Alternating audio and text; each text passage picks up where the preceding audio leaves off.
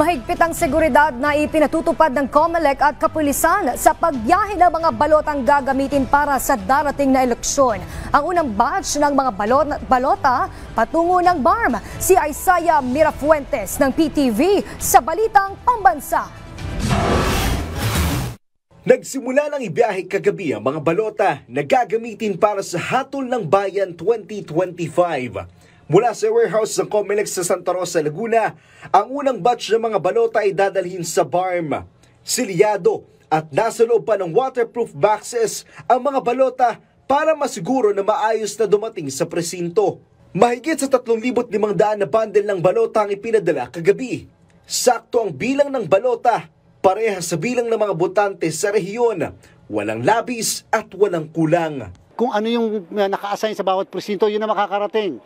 Sapagkat precinct specific ang ating mga makina. Ibig sabihin, hindi tatanggap yung makina ng mga balota na hindi naman naka-assign sa presinto na yon. Maliban sa mga balota, kasabay rin sa mga binyahe ang mga indelible ink. Ang mga election ballot ay diretso sa mga treasurer's office sa bawat munisipalidad.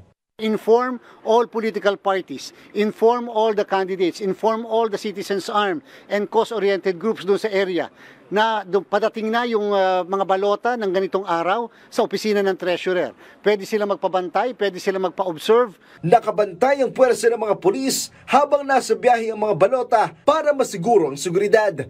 Target na mapadala ang lahat ng balota sa lahat ng rehiyon sa bansa bago ang May 1. Ang mga susunod na batch ng balota ay papadala naman sa Caraga Region. Maliban sa mga balota na nasa Santa Rosa, Laguna, may mga balota rin na magbumula sa Amoranto Stadium sa San Juan. Mula sa PTV, Isaiah Mirafuentes, Balitang Pambansa.